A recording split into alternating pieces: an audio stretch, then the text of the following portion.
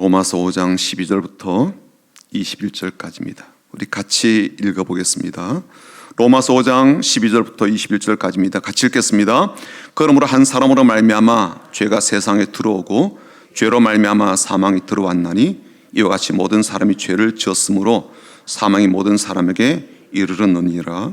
죄가 율법 있기 전에도 세상에 있었으나 율법이 없었을 때에는 죄를 죄로 여기지 아니하였느니라. 그러나 아담으로부터 모세까지 아담의 범죄와 같은 죄를 짓지 아니한 자들까지도 사망이 왕노릇하였나니 아담은 오실자의 모형이라.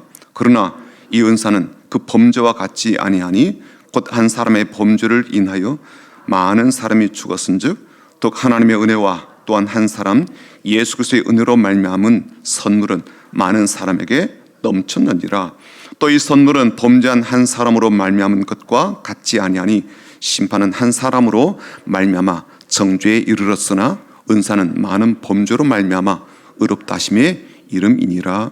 한 사람의 범죄로 말미암아 사망이 그 한 사람을 통하여 왕노릇하였은즉 더욱 은혜와 의의 선물을 넘치게 받는 자들은 한 분 예수 그리스도를 통하여 생명 안에서 왕노릇하리로다.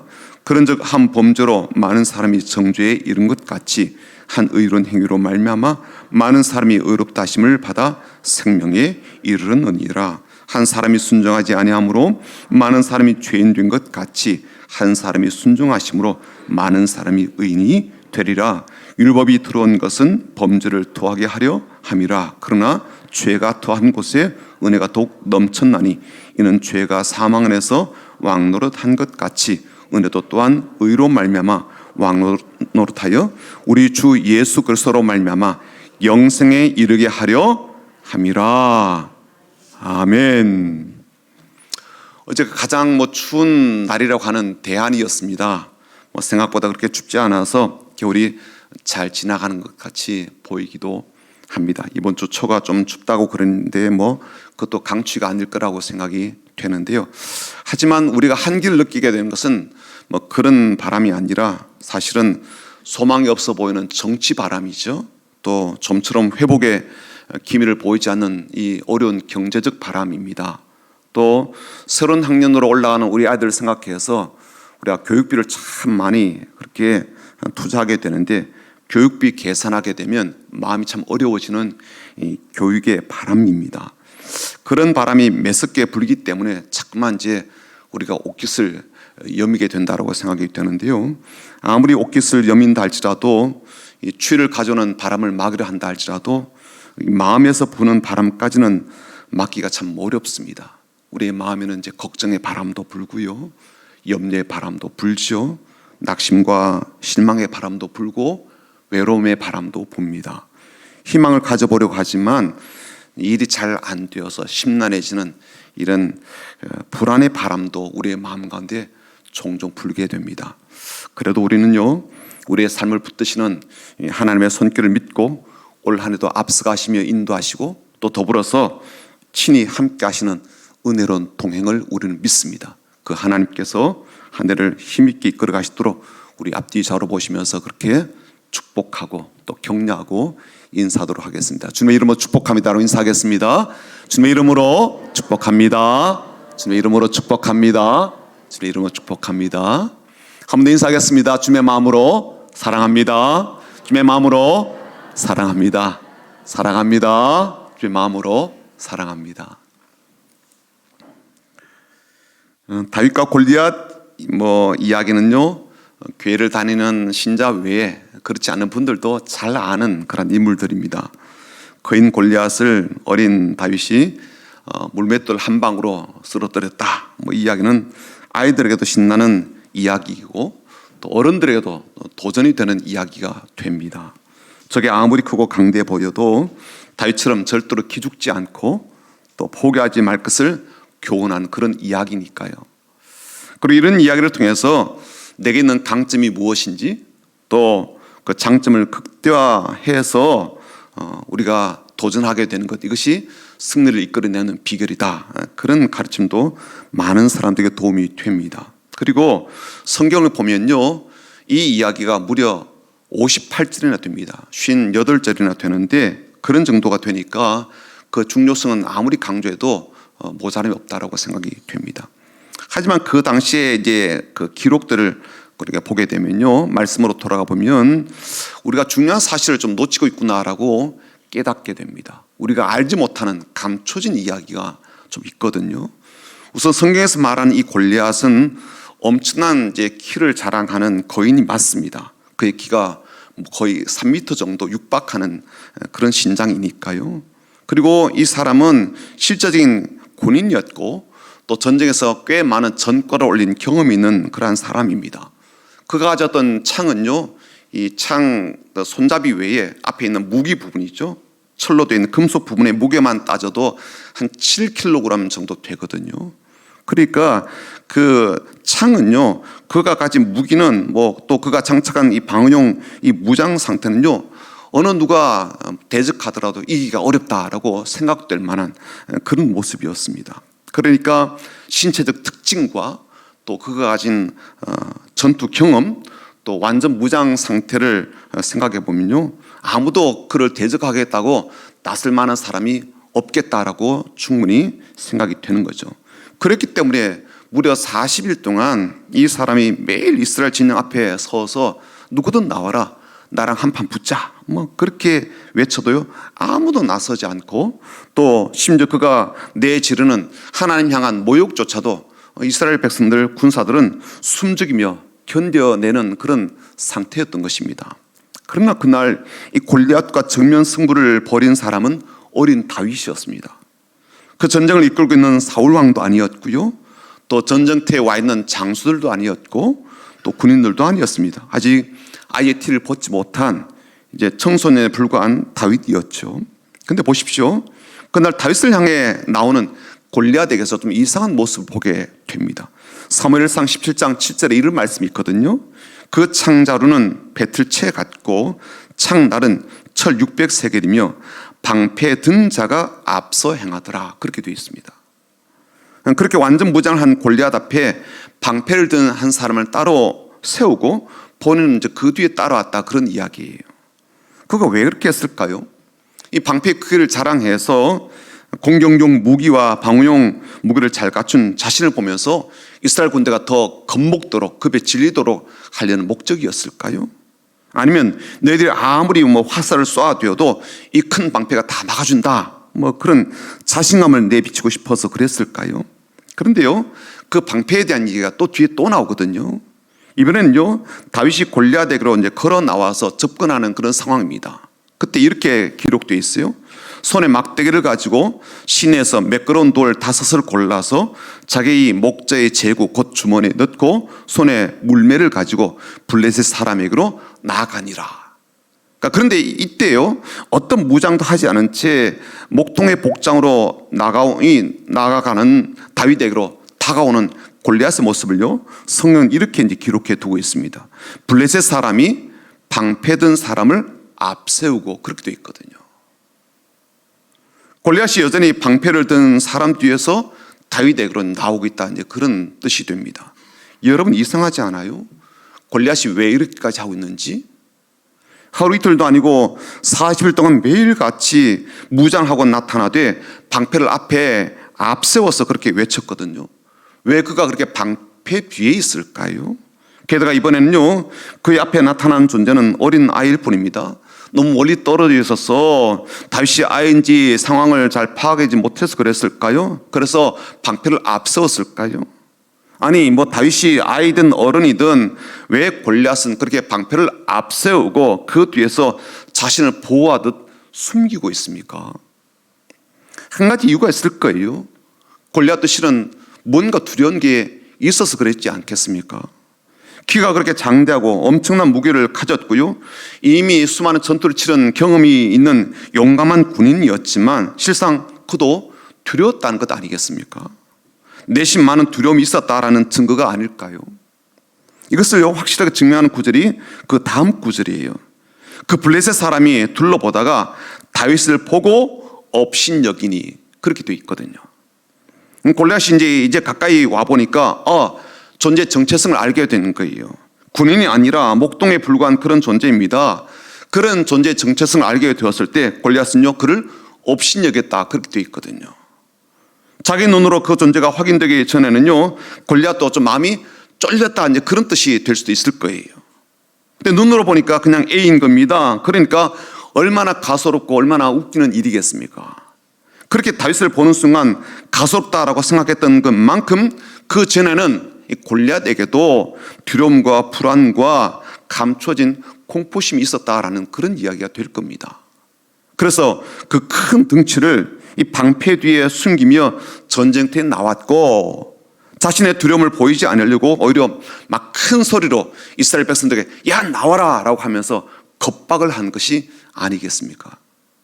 제가 무슨 얘기를 하고 싶은 거예요? 세상에서 강력한 힘을 가진 사람도 그 모습을 보는 것만으로도 뭐 주눅이 들 정도로 그렇게 강성해 보이는 사람도 실상은 깊은 두려움을 갖고 있더라라는 이야기를 하고 싶은 거예요. 사람이 갖고 있는 깊은 두려움, 사람이 갖고 있는 보편적인 연약함, 사람이 가지고 있는 근본적인 무서움이 있다는 거, 이게 우리의 현실입니다. 그 현실을 골리앗이 아주 잘 드러내 보여주고 있다는 거예요. 반면에 다윗을 한번 볼까요? 다윗은 이제 갓 어린이 티를 벗은 청소년입니다. 전쟁에 참여할 수 없는 연령대의 소년입니다. 그런데 그런 다윗이 엄청난 스펙을 가진 골리앗을요, 단 한 방에 이기고 죽이기까지 했습니다. 그가 가진 물매와 작은 조약들로 그런 전과를 올리게 되었죠. 그가 평상시에 잘 훈련되고 잘 준비되었기에 위기의 시간에 그런 위협과 가치를 드러내 보여주었습니다. 그래서 우리는요, 다윗이 물맷돌을 잘 사용하는 그 기술이 크게 한 몫을 했구나라고 생각을 하죠. 평상시에 목자로서 사놓은 짐승으로부터 항상 가축을 안전하게 또 보호해야 되는데, 맹수들이 가축을 공격할 때마다 이 물맷돌을 사용하여서 맹수들을 물리치는 오랜 경험을 통하여 이번에는요, 전쟁터에서 조국을 구하는 영웅이 되었다라고 생각을 합니다. 하지만 이 말은요, 반은 맞고 반은 틀린 그런 말이에요. 반이 맞다고 하는 것은 실로 골리앗이 죽은 것은 다윗이 던진 물매 이 작은 조약들에 맞아서 죽은 게 맞거든요. 다른 사람도 아니고 다른 것으로도 아닌 다윗이, 그리고 그가 평상시에 사용하던 이 물맷돌로 그런 놀라운 전과를 올렸으니까요. 그러나 반은 틀리다라고 하는 이유가 있습니다. 왜냐하면 당시 사울 왕이 속한 이 베냐민 지파에는요, 이 양손으로 화살을 잘 쏘고 물매도 잘 던지는 사람들이 꽤 많았기 때문입니다. 이들이 나중에 다윗에게 이제 합류해가지고요, 개국 공신의 이제 역할을 톡톡히 하게 되거든요. 말하자면 다윗보다도 물맷돌을 잘 던지는 실력이 치명적으로 탁월한 사람 당시에 많았다는 이야기입니다. 그들은요, 활도 잘 쏘고 물매도 잘 던지는 그런 사람들이었습니다. 왜 다윗처럼 못하겠습니까? 실력의 문제가 아니라는 거예요. 경험의 문제가 아니라는 겁니다. 이건요, 능력의 문제가 아니라는 거예요. 이건 용기의 문제이지 믿음의 문제이지 실력과 능력의 문제가 아니라는 겁니다. 다윗에게는 어떤 믿음이 있었습니까? 그게 형들보다도 다른 이스라엘 군사들보다도 더 용기 있게 골리앗에게 나갈 수 있었던 것은 무엇 때문이었습니까? 사울 왕이 준 갑옷이 맞지가 않아서요, 방어용 무기든 공격용 무기든 그 어떤 것도 갖추지 않고 오직 물매와 죄악들 5개만 가지고 간 이유가 무엇입니까?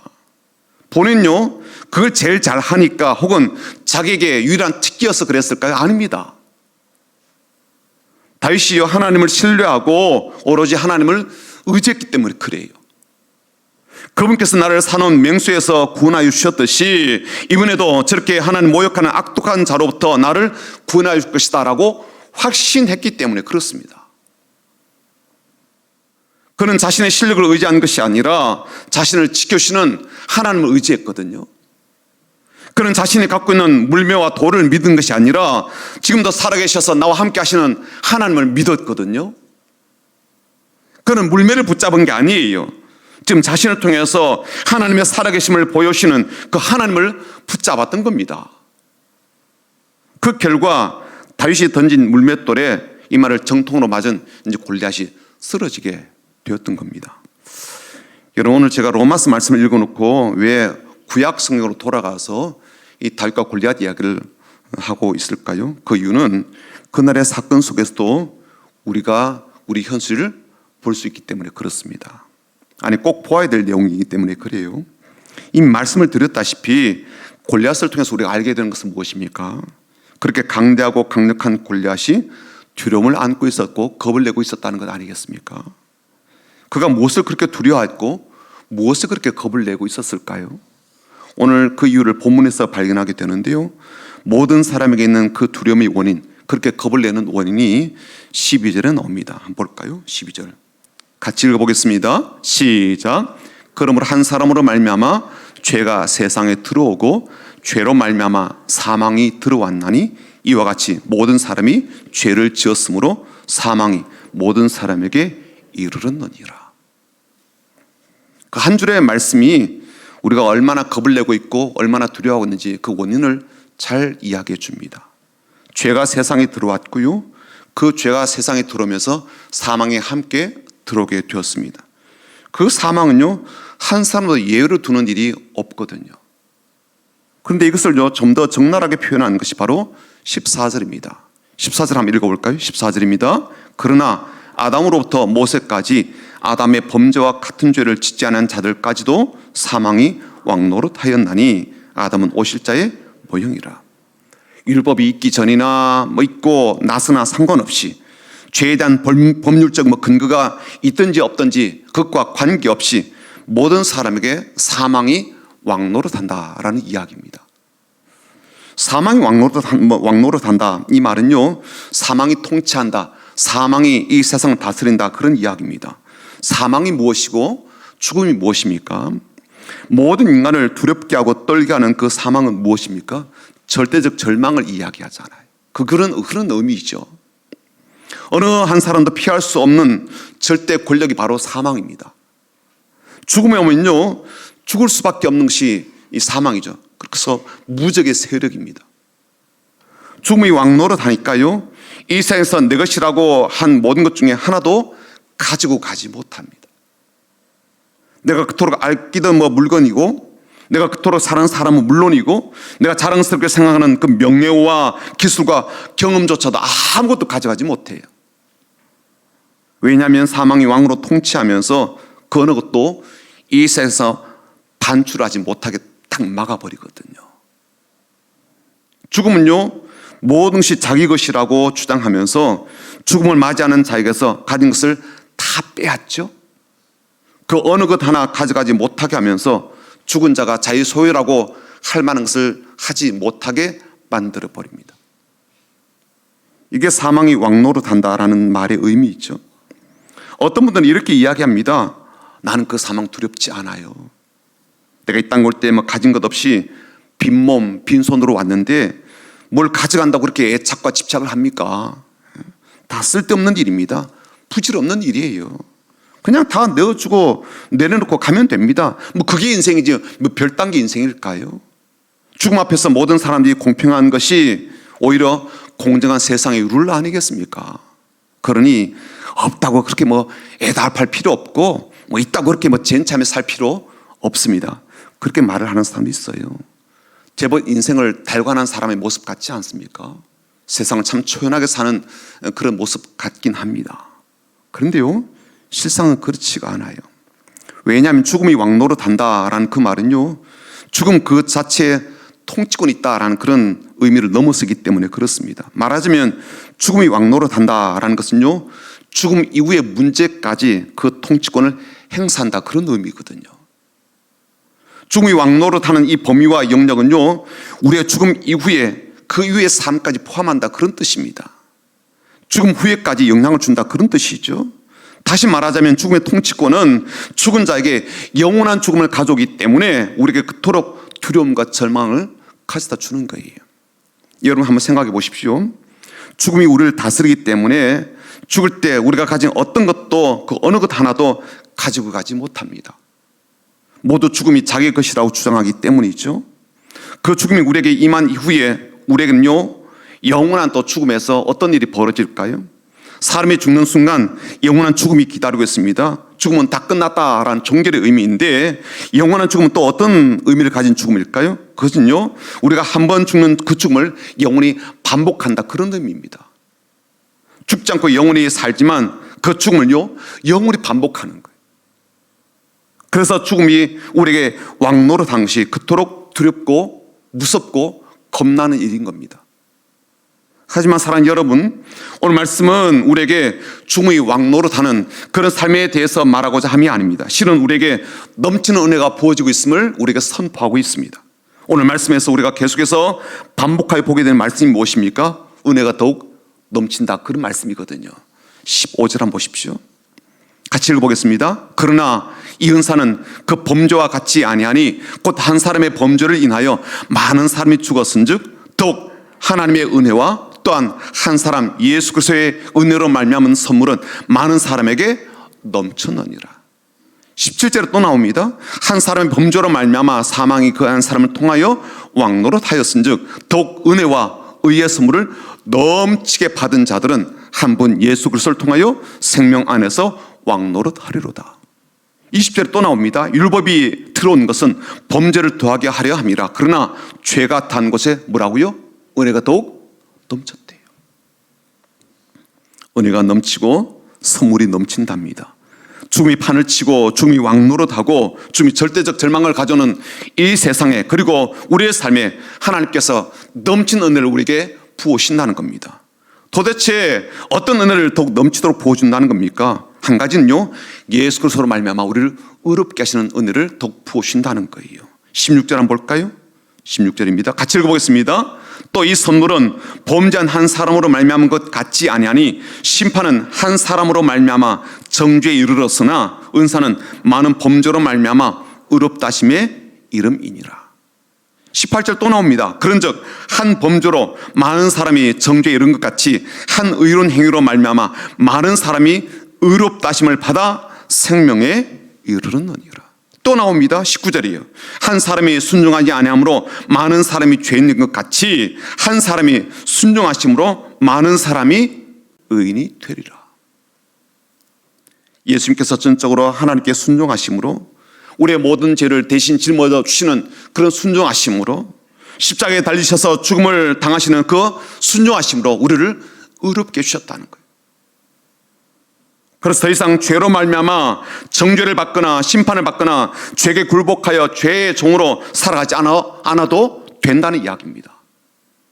더 이상 죽음에게 종이 되어서 그에게 끌려가지 않아도 된다는 이야기예요. 더 이상 그 죽음이 우리를 자기 종으로 삼아서 그렇게 후리고 부리는 그러한 일이 없다는 겁니다. 그렇다면 우리가 겪는 죽음은 어떤 것일까요? 우리의 죽음은요, 영원한 죽음이 아닌 영원한 생명으로 들어가는 과정입니다. 더 중요한 것은 그때부터 우리는요, 예수님과 함께 왕처럼 모든 것을 다스리는 존재가 된다는 거예요. 오늘 17절이 바로 그 말씀입니다. 한번 볼까요? 17절 같이 읽어보겠습니다. 한 사람의 범죄로 말미암아 사망이 그 한 사람을 통하여 왕노릇하였은즉 더욱 은혜와 의의 선물을 넘치게 받는 자들은 한 분 예수 그리스도를 통하여 생명 안에서 왕노릇하리로다.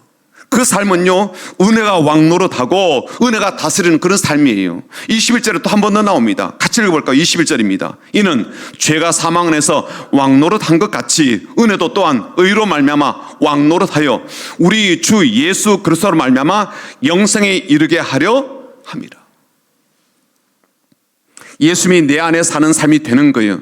예수님의 사랑과 은혜가 내 삶 가운데 채워지는 그런 삶입니다. 예수님의 말씀이 내 삶을 더욱더 복되게 바꿔가시고 변화시키시는 그런 삶이에요. 죽음이 왕노릇하지 못하기 때문에 절망과 두려움과 겁에 시달리지 않게 되는 겁니다. 다윗이 갑옷도 없고 칼도 없어도 심지어 완전 무장한 이 골리앗 앞에 서도요, 전혀 두렵지 않았던 것처럼 그의 안에 하나님에 대한 신뢰와 전적인 의지가 있었기 때문에 담대했던 것처럼 우리에게도요, 그런 은혜가 더욱 넘치는 그러한 삶이 펼쳐지게 되고 열려지게 되는 겁니다.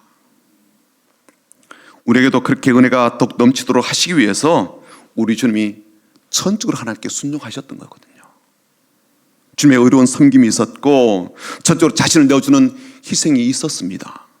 그렇게 예수님께서 자신의 생명을 내어주신 것 때문에 우리의 삶에 비로소 우리는요, 생명 안에서 왕노릇하게 되고 영생 은혜를 누릴 수가 있게 된 겁니다. 이것을요, 사도 바울이 아들같이 여겼던 디모데에게 보낸 편지에도 그런 내용이 있어요. 제가 쉬운 성경으로 번역된 걸 좀 읽어드릴게요.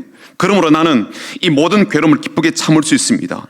하나님께서 선택하신 사람에게는 예수 그리스도 안에 있는 구원을 베푸시고 영원한 영광도 함께 주실 것입니다. 진리의 말씀이 여기 있습니다. 우리가 주님과 함께 죽으면 주님과 함께 다시 살아나게 될 것입니다. 우리가 계속 참으면 주님과 함께 왕노릇 할 것입니다. 우리가 주님을 모른다고 하면 주님 역시 우리를 모른다고 하실 것입니다. 그러나 우리가 신실하지 못할 때에도 주님은 우리에게 신실하게 대하십니다. 왜냐하면 그분은 자기를 부인하실 수 없으시기 때문입니다. 사도 요한도요, 요한계시록을 써서 편지로 전해주면서 이런 내용의 말씀을 하나님께로부터 받았습니다. 요한계시록 20장 6절 말씀인데요, 한번 같이 읽어볼까요? 같이 읽겠습니다. 이 첫째 부활에 참여하는 자들은 복이 있고 거룩하도다. 둘째 사망이 그들을 다스리는 권세가 없고 도리어 그들이 하나님과 그리스도의 제사장이 되어 1000년 동안 그리스도로 더불어 왕노릇하리라. 사도 요한도요, 명확하게 우리에게 이 사실을 알려줍니다. 이처럼 예수와 함께 죽고 예수와 함께 사는 자들은 복이 있고 거룩하다.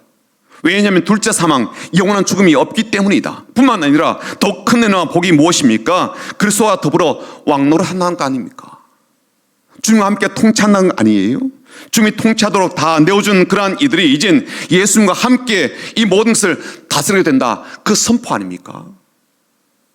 은혜가 이렇게나 우리에게 더욱 넘치게 하신 주님을 우리는 찬양하지 않을 수가 없습니다. 죽음이 우리를 다스리고 죄가 우리를 정죄하고 악이 득세하며 희망은 없고 절망만이 가득한 이 땅에 주님께서 자신이 순종하심을 통해서 우리에게 주와 함께 통치하는, 주와 함께 왕노릇하는 그런 은혜를 주셨습니다. 우리가 다스릴 자격은 있습니까? 우리가 그럴 만한 능력이 되는 사람입니까? 우리가 그럴 만한 적격자입니까? 그런데도 주님은요, 자신의 순종하심과 자신의 생명을 우리 대신 내어주심으로 우리를 의롭다 하시는 것을 넘어서서 주님께서 왕 되셔서 다시는 그 자리에 함께 우리를 오리게 하셔서 같이 통치하게 하신단 말이죠. 이런 은혜가 어디 있습니까? 이런 선물이 어디 있습니까? 이런 복이 어디 있냐고요. 제가 금요일 오후에 우리 교회 이제 한 성도님 병환 중에 있는데 신방을 좀 잠깐 다녀오게 되었습니다. 항암 치료 중에 있는데 몸이 너무 연약해지다 보니까 이제 항암을 잠깐 중단하고 검사를 하고 몸 상태를 살피는 그런 중에 신방을 좀 하게 되었습니다. 뭐 죽음에 대한 이야기도 하게 되고요, 또 천국에 대한 이야기도 하게 되고, 또 주님의 은혜에 대한 말씀도 같이 나눠드렸습니다. 그랬더니 그 성도님이 그러는 거예요. 그 말뜻은 알겠지만 제가 염치가 없습니다. 그런 얘기를 하더라고요.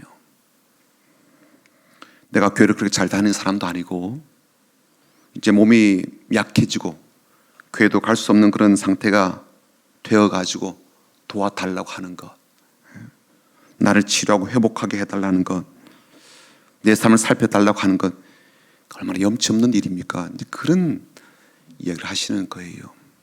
그렇죠. 염치가 없죠. 그렇잖아요. 뭐라도 좀 해드린 게 있어야, 뭐 그렇게 살아드린 게 있어야, 하나님께 비빌 만한 그런 것들이 있어야 그것에 기대어서 부탁도 하고 뭐 그래 해볼 텐데 염치가 없는 일이죠. 그래서 제가 이렇게 말씀을 드렸습니다. 그렇습니다. 저도 염치가 없습니다. 목사가 되었지만 하나님께 염치가 없는 사람입니다. 그래서 하나님께 좀 봐달라 그렇게 말합니다. 한번 봐달라 그렇게 부탁합니다. 내 허물 한번 좀 덮어달라 그렇게 부탁합니다. 나의 어리석음과 나의 무지함과 고집스러움을 한번 좀 봐달라 그렇게 부탁합니다. 한 번만 눈 감아 달라고, 염치가 없어서 부탁한다고, 한 번만 넘어가 달라고, 그렇게 하나님의 긍휼을 구하고 용서를 구하고 자비를 구합니다. 하나님의 은혜를 구합니다라고 말씀을 드렸어요. 그래요. 하나님이요, 지금까지 진심을 담아서 그렇게 자비를 구하고 긍휼을 구하고 한번 봐달라고 하는 사람들의 기도를 외면하신 적이 없으십니다. 개라고 말했던 페니키아 주신 이방 여인에게도 그녀가 주님께 자비를 구하고 긍휼을 구하고 은혜를 구하게 되었을 때 그녀의 믿음대로 그의 귀신 들린 딸을 고치시지 않습니까? 그 예수님 오늘도 우리에게 더 큰 은혜를 달라고 베풀어 달라고 우리에게 자비와 긍휼을 더 크게 부어 달라라고 부탁을 드리고 염치 없지만 간구하게 되면 더 풍성한 은혜를 베풀어 주십니다. 그래서 우리가 주님과 함께 왕노릇하도록 그렇게 자리를 열어주시는 거예요. 그런 은혜 가운데 이 한 주간도 감사함으로 기뻐함으로 잘 사시길 바라고, 주님께서 하나님 앞에 그렇게 순종함으로 사셨듯 우리 또한 순종의 걸음으로 달려가며 나가는 복된 사람들이 다 되시기를 주님의 이름으로 축복합니다. 더 원합니다라는 찬양 같이 부르고요. 함께